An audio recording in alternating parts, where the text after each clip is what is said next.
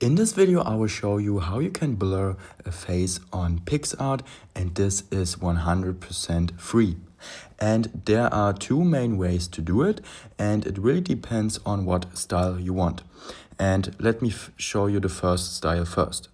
So what we need to do is we import our image right here.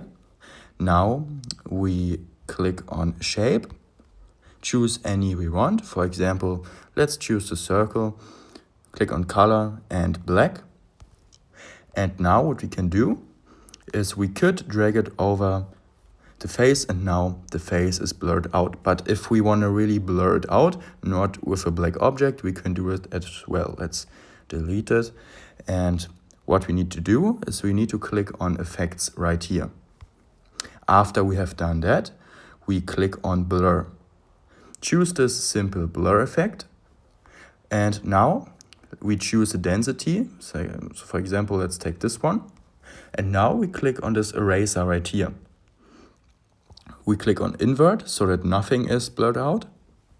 And then on restore. And now we can actually paint along the face on the part that should be blurred out. For example, like this. And now the face is blurred out. I hope this video was useful to you. If it was useful, please consider subscribing. I'll see you in the next video. Bye.